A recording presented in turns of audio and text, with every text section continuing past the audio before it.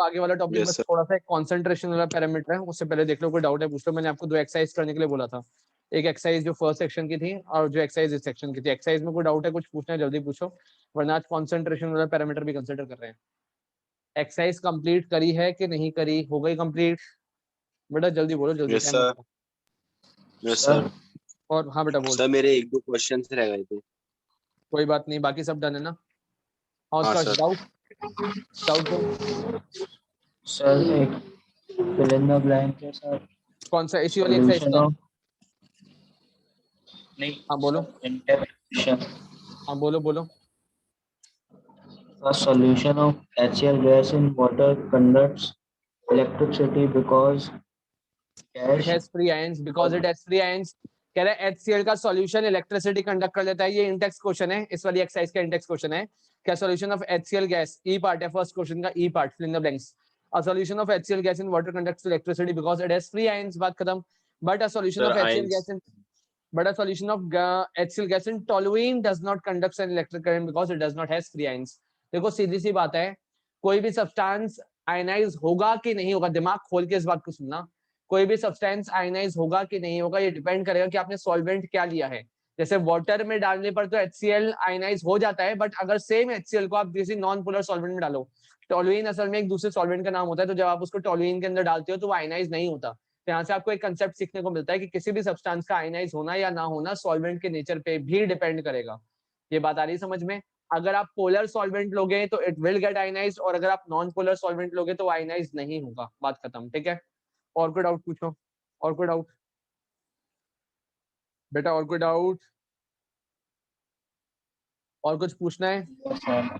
कोई doubt sir नहीं, बढ़िया। आगे फिर अब देखो, कल आपने सारे पैरामीटर्स डिस्कस कर लिए थे कि सर अगर इलेक्ट्रोड प्लेटिनम का होगा तो क्या करना है, अगर इलेक्ट्रोड कॉपर का होगा तो क्या करना है। अब एक केस आता है कंसंट्रेशन वाला, दिमाग खोल के समझ ले। थर्ड केस है सेक्शन का, सेक्शन एंड।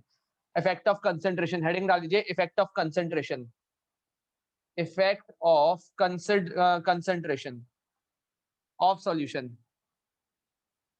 सॉल्यूशन की कंसंट्रेशन के साथ हमारा प्रोडक्ट कैसे डिसाइड होगा। कल हमने ये तो सीख लिया कि सर अगर प्लेटिनम का इलेक्ट्रोड होगा तो क्या करना है, अगर कॉपर का इलेक्ट्रोड होगा तो क्या करना है। वो तो 2 पैरामीटर्स हो गए। अब लास्ट पैरामीटर ये है कि अगर कंसंट्रेशन सॉल्यूशन की ज्यादा है तब क्या दिमाग लगाना है, और सॉल्यूशन की कंसंट्रेशन कम है तब क्या दिमाग लगाना है। तो लिखो जरा इसके अंदर मेन बात, for both cation and anions, दोनों के लिए same concept, for both cations and anions. लिखिए जरा पहला point, if the difference if the difference in the position of cations, if the difference in the position of cations is more than 3 radicals, then follow the concept of electrochemical series, लिखो इसको, फिर बात को समझाता हूँ, चीजें बहुत ज्यादा इजी हैं, ठीक है? क्या लिखा? if the difference in the position of cations is more than 3,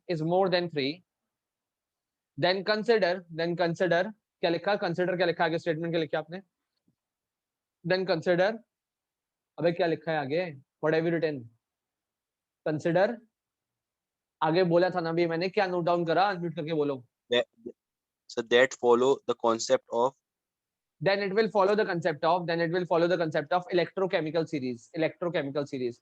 उसके बाद नेक्स्ट लाइन में लिखे for anion if the difference of ions is not more than 2, if the difference of ion is not more than 3, then the ion which is more in amount,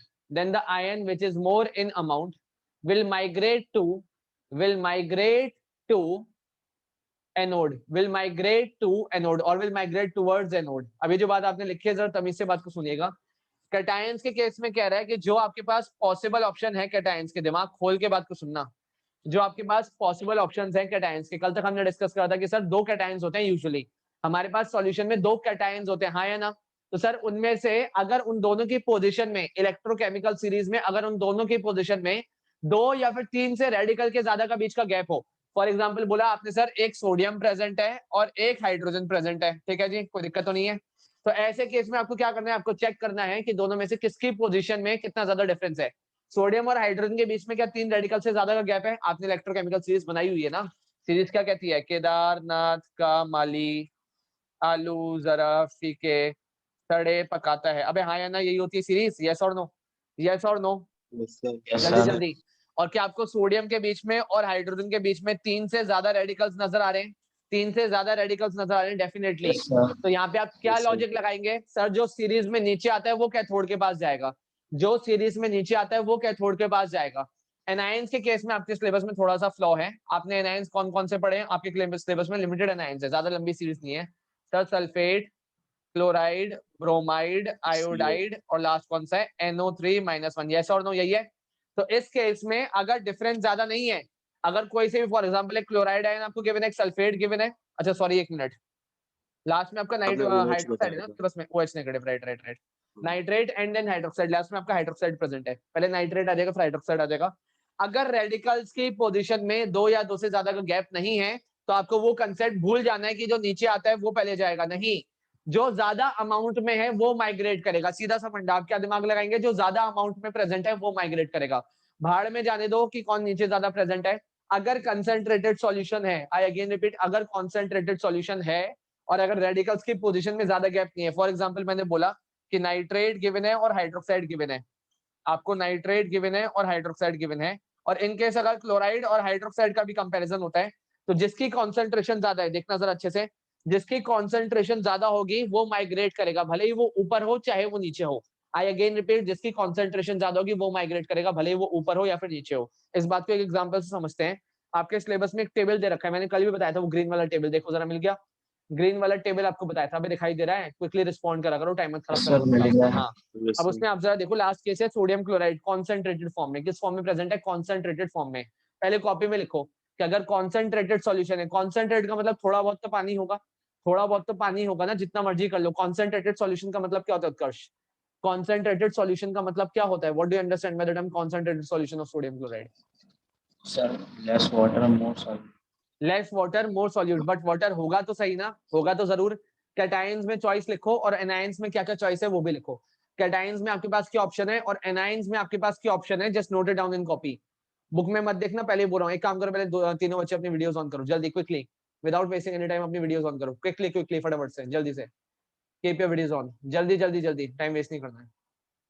अरे video on कर लो, बाद में makeup wake up नहीं करना, जल्दी on करो video, लड़के हो सारे, घबराओ मत। हाँ, अब जरा टेक्निकली कॉपी में लिखो, सोडियम क्लोराइड का कॉन्सेंट्रेटेड सॉल्यूशन है तो आपके पास कैटायंस में कौन सी चॉइस है? अर्पित, उत्कर्ष, यू आल्सो, कैटायंस में आपके पास कौन सी चॉइस है और एनायन में आपके पास कौन सी चॉइस है? लिखिए जरा, जल्दी लिखिए, मैं दोबारा रिपीट नहीं करूंगा, अगर वीडियो ऑन नहीं करी I will kick you out of the meeting.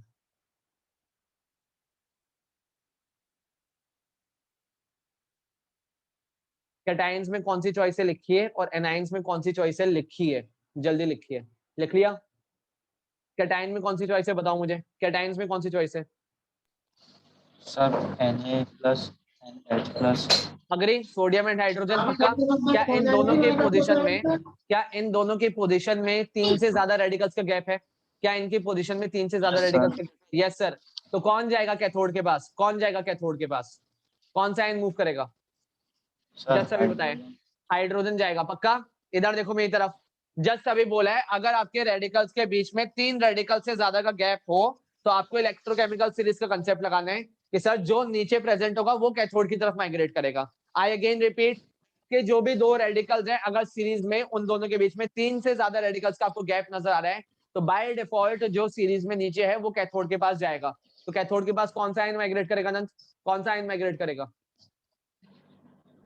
Sir, hydrogen.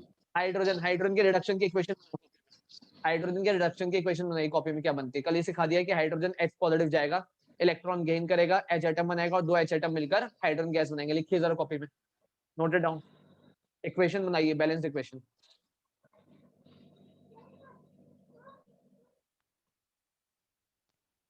हो गया? डन? कोई दिक्कत तो नहीं? एनायंस में क्या चॉइस है बताओ? एनायंस में what choice do you have? कौन सी चॉइस है? Sir, Cl minus and OH minus. Cl minus and OH minus, पक्का? अर्पित तेरे को आ रहा है समझ में? एनायंस में कौन सी चॉइस है? सिंपली नोट कर दिया अगर बस, Cl negative and OH negative. अब ये बताओ, कंसंट्रेटेड सॉल्यूशन है, एनायंस में क्या फंडा लगाते हैं?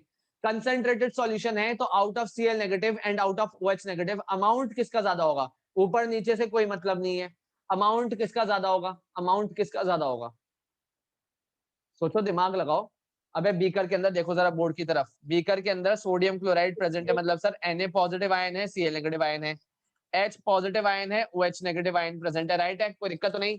कैटायन का तो हमने सॉल्यूशन निकाल लिया। एनायन में मुझे बताओ दोनों में से अमाउंट किसका ज्यादा होगा? Cl नेगेटिव का अमाउंट ज्यादा होगा या फिर OH नेगेटिव का अमाउंट ज्यादा होगा? किसका अमाउंट ज्यादा होगा? Cl नेगेटिव का। क्यों? क्योंकि सर कॉन्सेंट्रेटेड सॉल्यूशन, और कॉन्सेंट्रेटेड सॉल्यूशन का मतलब क्या होता है कि सर सॉल्यूट ज्यादा होगा, सॉल्यूट ज्यादा होगा तो क्या एनायन ज्यादा प्रेजेंट होगा?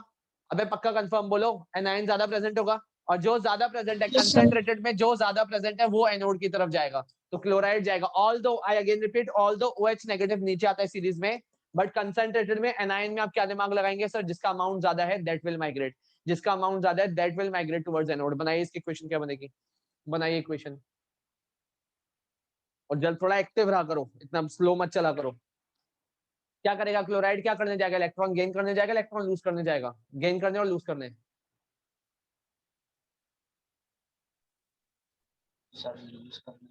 लूज करने तो बस ऑक्सीडेशन की इक्वेशन बना दो, खत्म है बेटा क्वेश्चन। आज आपका पूरा बी सेक्शन खत्म हो गया, आज सी सेक्शन स्टार्ट करें, और सी सेक्शन भी आज ही खत्म हो जाएगा। सी सेक्शन भी आपका आज ही खत्म हो जाएगा, बस दिमाग खुला रखिए। और एक बार जो अभी मैं आपको केसेस बता रहा हूँ, सारे केसेस आपको अंडरलाइन करने हैं, या तो एक रेड पेन ले लो हाथ में, या फिर हाईलाइटर अगर यूज करते हो तो हाईलाइटर ले लो हाथ में। जो बात बता रहा हूँ सिर्फ उतनी बातों को आपको प्रिपेयर आउट करना है, बाकी कुछ भी नहीं आएगा, साफ बोल रहा हूँ, बोर्ड में कुछ भी नहीं आएगा, ना प्री बोर्ड में कुछ भी आएगा। एक तो ग्रीन टेबल को स्टार लगा लो, ग्रीन टेबल के ऊपर पक्का क्वेश्चन आएगा, ग्रीन टेबल जो आपको बताया आपके सिलेबस में उसके ऊपर पक्का क्वेश्चन आएगा, ठीक है। उसके बाद फर्स्ट आपको एग्जाम्पल दे रखा है, electrolysis of molten lead bromide. Molten lead bromide मिला पहला वाला केस, उस लाइन को हाईलाइट कर लो, electrolysis of molten lead bromide, मिल गई लाइन। अभी जो पहला केस है एग्जांपल्स में, पहला केस है, दिख गया, electrolysis of molten lead bromide, yes और नो? अब जरा सोच के बताओ मुझे, मोल्टन लेड ब्रोमाइड का मतलब क्या है? मोल्टन लेड ब्रोमाइड का मतलब क्या है? तो उसमें पानी है कि नहीं है, कि सिर्फ से लेड ब्रोमाइड पिघला हुआ है? बोलो। सर पानी नहीं, पानी नहीं है क्योंकि सॉल्यूशन नहीं है। उस स्टेटमेंट को देखो जरा, उसको अंडरलाइन कर लो, molten molten molten lead bromide है बेटा। उत्कर्ष म्यूट कर दे, पता है तू तोता पाला हो, शायद तोता पाला हुआ है तूने, तोता पाल रखा है घर में? No sir. ये किसकी आवाज आ रही है पीछे से? बच्चों को साथ में बिठाकर बैठता है, पढ़ने बैठा कर, अलग से बैठा कर, सीख रहे हैं घर में बच्चे, बर्तन बज रहे हैं, पढ़ते टाइम एक शांत रूम में बैठा करो, ऐसे पढ़ाई नहीं होती है ना। अब दिमाग लगाओ, फोकस करो। मोल्टन लेड ब्रोमाइड का मतलब क्या है कि सर लेड ब्रोमाइड पिघला हुआ है, बस इसमें पानी नहीं है, अग्री? अबे मोल्टन का मतलब सिर्फ वो चीज पिघला दी है ना, पानी तो नहीं है। तो कैटायन में क्या हमारे पास चॉइस है? No sir. क्या कैटायन में हमारे पास चॉइस होगी? नो सर, क्योंकि सर PbR2 अगर पिघला दिया, दिमाग लगाओ सर थोड़ा सा, PbR2 अगर पिघला दिया तो कैटायन में सर सिर्फ Pb+2 प्रेजेंट होगा, और एनायन में सिर्फ Br नेगेटिव प्रेजेंट होगा। और जब चॉइस है ही नहीं तो सर सबसे ज्यादा इजी केस, बोर्ड की तरफ देखो, जब चॉइस है ही नहीं तो सबसे ज्यादा इजी केस कि सर कैटायन भी एक ही है, एनायन भी एक प्रेजेंट है, तो कैटायन के रिडक्शन की इक्वेशन बना दो, एनायन की ऑक्सीडेशन की इक्वेशन बना दो, बात खत्म। केसेस देखो और हैंड टू हैंड रफ में इसको प्रैक्टिस करो जल्दी जल्दी, बाद में फेयर करते रहना। दिमाग खुला रखो, दिमाग खुला, चैप्टर में बोल रहा हूँ बहुत ज्यादा इजी है और बहुत स्कोरिंग चैप्टर है बोर्ड्स के हिसाब से। अर्पित आ रहा है तेरे को समझ में? समझ में आ रहा है क्या चल रहा है? जहां दिक्कत हो पूछ लियो। एक्वस नहीं बोला है, एक्वस ना होने का मतलब क्या है? सर पानी नहीं है, सिर्फ और सिर्फ सॉल्ट प्रेजेंट है, और सिर्फ सॉल्ट है तो सर सॉल्ट का कैटायन लेंगे, सॉल्ट का एनायन लेंगे। करो इसका केस बनाओ, इसकी इक्वेशन बनाओ।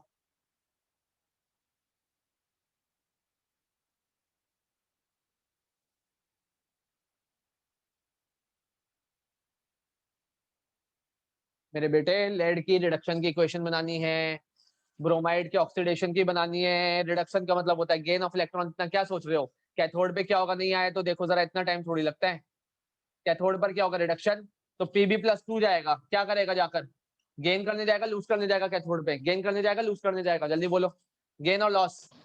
गेन करने जाएगा। जितने इलेक्ट्रॉन कम थे, 2 इलेक्ट्रॉन कम थे, 2 ही गेन कर लेगा। किस में कन्वर्ट हो जाएगा? Pb में कन्वर्ट हो जाएगा, सॉलिड फॉर्म में, मतलब लेड का सॉलिड फॉर्म बन जाएगा। अब ब्रोमाइड बचा, ब्रोमाइड कहाँ जाएगा सर? एनोड के पास जाएगा, क्योंकि एनायन एनोड के पास जाता है। क्या करने जाएगा? गेन करने जाएगा, लॉस करने जाएगा? सर लॉस करने जाएगा। तो सीधा 2 बैलेंस इक्वेशन बना दो sir, 2Br negative will collectively lose 2 electrons and will lead to the formation of Br2 liquid। क्या बन जाएगा? Br2 liquid। हो गया काम खत्म, दैट्स इट, सिंपल, बात खत्म। छोटे मोटे केस हैं, आए समझ में? कोई दिक्कत तो नहीं है? बढ़े आगे। सिंपल है, इसके डिटेल दे रखी है, पूरी डिटेल नहीं आती है बोर्ड में, आपको सिर्फ इक्वेशन लिखनी होती है कैथोड की और एनोड की। आगे बढ़िए, नेक्स्ट केस है उसके बाद electrolysis of acidified water using platinum electrodes. सीधा मेन बातों को अंडरलाइन करो, आपको पूरी थ्योरी नहीं पढ़नी, मैं बार बार बोल रहा हूँ। सेकंड केस है, इसके बाद second case electrolysis of acidified water using platinum electrodes. मिल गया। अब प्लेटिनम इलेक्ट्रोड्स है, पहले मेरे सवाल का जवाब दो, प्लेटिनम इलेक्ट्रोड्स है तो भेदभाव करेगा कि नहीं करेगा, बायस्ड होगा कि नहीं होगा, डिस्क्रिमिनेशन करेगा कि नहीं करेगा? सर नहीं करेगा। नहीं नहीं करेगा, करेगा। पक्का? और नहीं करेगा तो क्या बोलेगा, जो सीरीज में नीचे आता है अपनी अपनी जगह पर पहुंच जाओ, जो सीरीज में नीचे आता है अपनी अपनी जगह पर पहुंच जाओ। और एसिडिफाइड वाटर बोला है, क्या बोला है आपको? Acidified water. Anant, acidified water का मतलब बीकर के अंदर कौन कौन सी चीजें प्रेजेंट है, दिमाग लगाकर बता।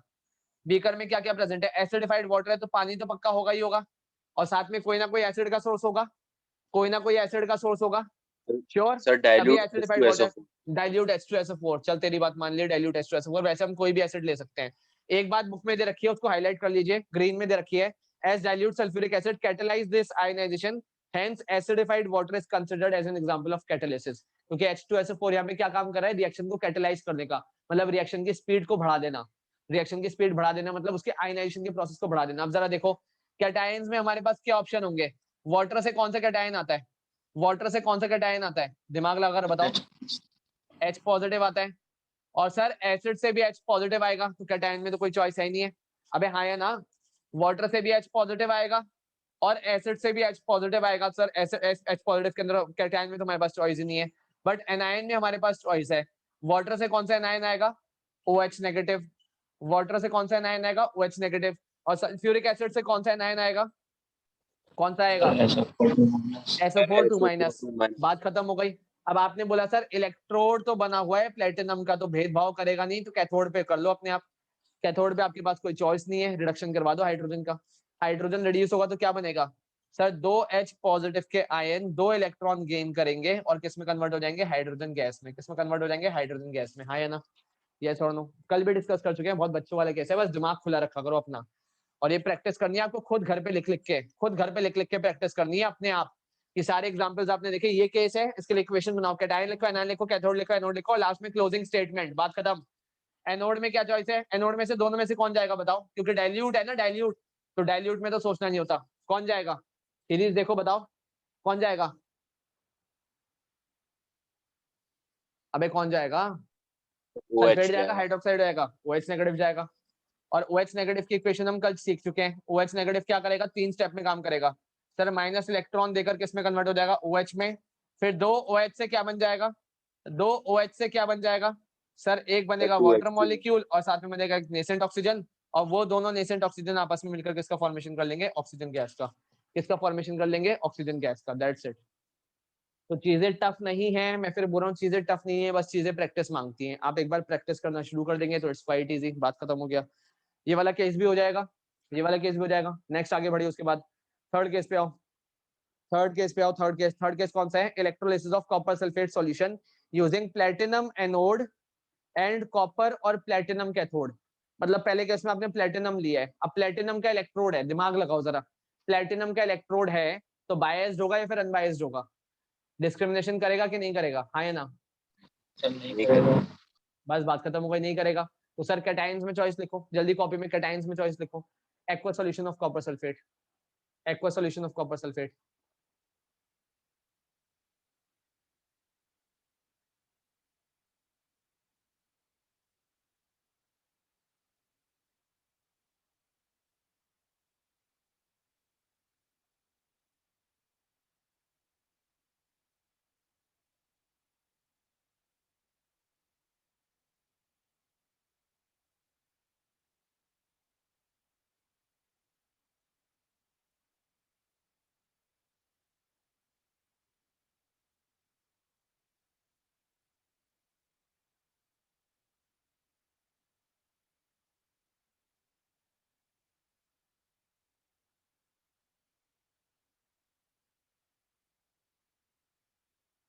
बताओ भाई बताओ, कैटायंस में क्या चॉइस होगी मेरे बेटे? कैटायंस में क्या ऑप्शन होंगे, नाइन्स में क्या ऑप्शन होंगे? Aqueous sir copper, Cu+ and H+। Cu+ and H+। देखो जरा, अरे एक्वस कॉपर सल्फेट है, इतना क्या सोचने में लग जाते हो? और ये प्रैक्टिस करो, बता रहा हूँ मैं, संडे को कल है ना, हाँ कल ही आपका वाइवा होगा इस टॉपिक का। कल ही वाइवा लूंगा मैं आपका वीडियो ऑन करवाकर। ये आज जितनी प्रैक्टिस करनी है कर लेना। बीकर के अंदर बोला गया aqueous copper sulphate. Aqueous copper sulphate का मतलब क्या प्रेजेंट है सर? Cu+2 प्रेजेंट है, SO4-2 प्रेजेंट है, वाटर से H पॉजिटिव आएगा और वाटर से OH नेगेटिव भी आएगा, राइट। अब क्योंकि प्लेटिनम के इलेक्ट्रोड है तो सर इसमें भेदभाव कुछ होना ही नहीं है। कैटायन में हमारे पास दो चॉइस प्रेजेंट है सर, Cu+2 की चॉइस है और H पॉजिटिव की चॉइस है। दोनों में से कौन जाएगा? दोनों में से कौन जाएगा? कॉपर जाएगा, सीधी सी बात है, क्योंकि कॉपर नीचे आता है, बात खत्म हो गई।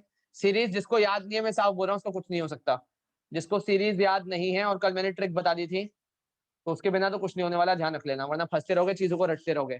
तो कॉपर गया, कॉपर क्या करने गया? इलेक्ट्रॉन गेन करने गया, कॉपर एटम के फॉर्म में, सॉलिड फॉर्म में डिपॉजिट हो गया, रेडिश ब्राउन कॉपर बन जाएगा। अब एनोड पे कौन जाएगा? एनायन जाएगा। एनायन में हमारे पास चॉइस है, एनायन में दो रेडिकल्स हमारे पास प्रेजेंट है, कौन कौन से सर? SO4-2 प्रेजेंट है और साथ में OH-1 प्रेजेंट है। कौन जाएगा दोनों में से? कौन OH जाएगा दोनों में माइनस। से? OH- जाएगा, और 3 स्टेप की इक्वेशन बन जाएगी। फाइनल प्रोडक्ट हमें बताया सर क्या बनने वाला है? ऑक्सीजन गैस बनने वाली है, बात खत्म। आ रहा है समझ में? कोई दिक्कत तो नहीं? फिर इसके बाद नेक्स्ट केस कौन सा है? नेक्स्ट केस फोर्थ केस पे आओ। अब कॉपर सल्फेट का ही एक्वा सोल्यूशन है, ये भी हम कल डिस्कस कर चुके हैं, बस मेन बात आपको पता होनी चाहिए। कॉपर सल्फेट का ही एक्वा सोल्यूशन है, बस आपने इलेक्ट्रोड किसका लिया है? कॉपर का। तो बायसनेस आ जाएगी, भेदभाव करेगा, कहेगा कैथोड पर भी इक्वेशन किसकी बनेगी? कॉपर की, और एनोड पर भी इक्वेशन किसकी बनेगी? कॉपर की। ये केस हम कल ही कंडक्ट कर चुके हैं, और ये आपका पूरा सेक्शन खत्म। बस 4 केसेस हैं, पूरा बी सेक्शन खत्म।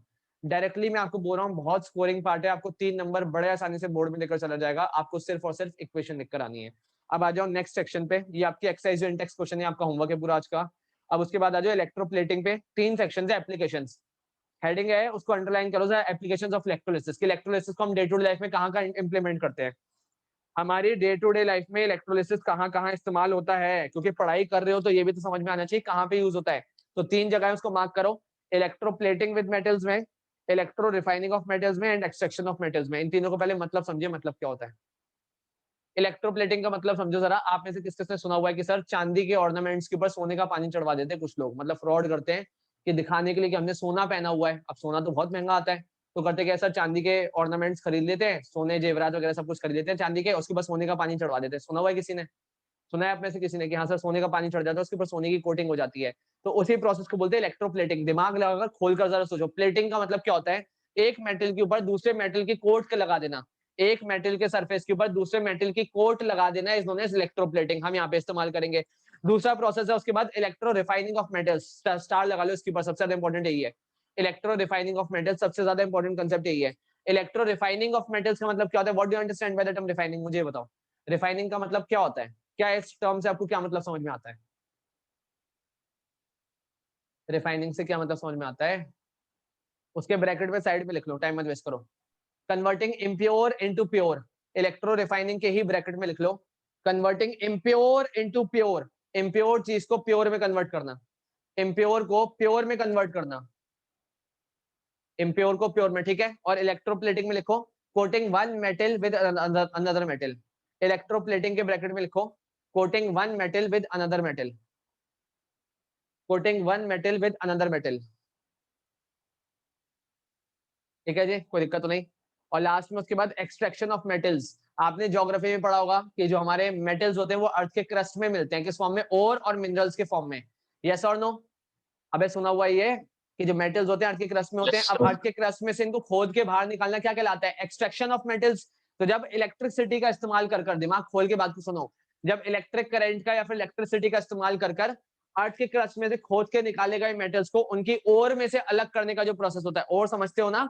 ओर में से अलग करने का जो प्रोसेस होता है that is known as electro क्या नाम है, एक्सट्रैक्शन ऑफ मेटल्स या फिर इलेक्ट्रोमेटलर्जी। मेटलर्जी का मतलब होता है मेटल्स का एक्सट्रैक्शन करना, उसके ऊपर पूरा एक चैप्टर बेस्ड है।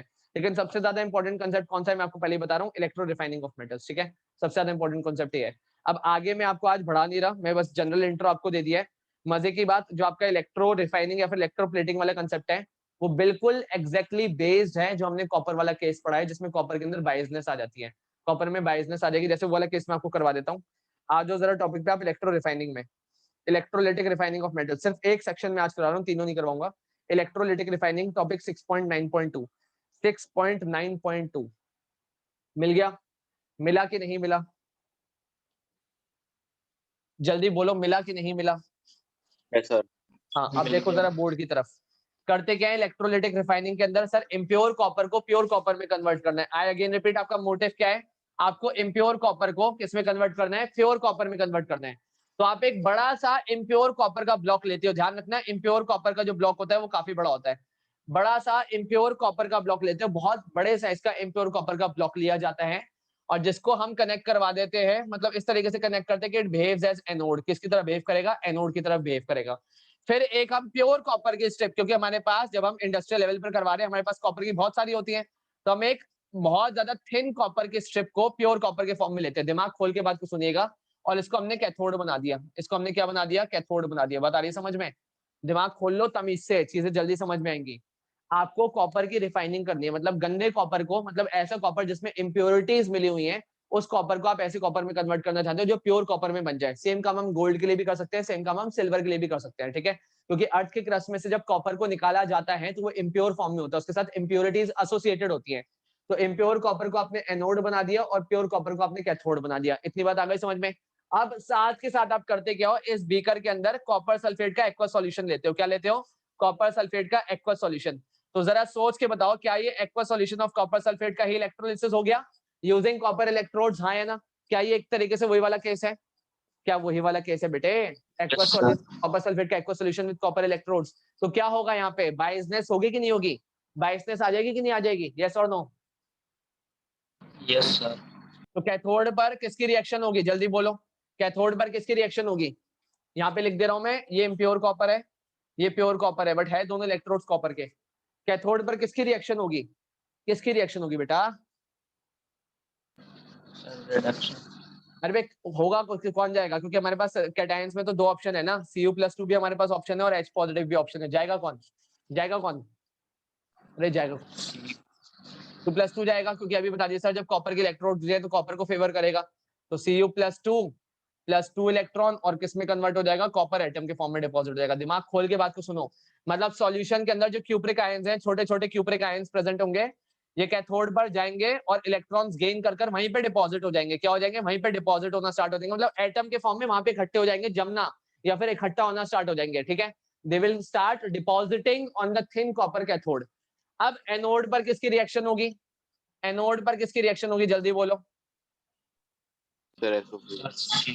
अबे सल्फेट की क्यों होगी भाई, जस्ट अभी तो बताया है कि जब कॉपर का इलेक्ट्रोड लेते हो तो बायसनेस रहेगी, और यहाँ पर भी किसकी रिएक्शन होगी, कॉपर की ही होगी। और क्या बता रहा हूँ इतनी देर से, कि जब कॉपर के या फिर एक्टिव मेटल के इलेक्ट्रोड लेते हो तो रिडक्शन भी उसी का होता है और ऑक्सीडेशन भी उसी का होता है।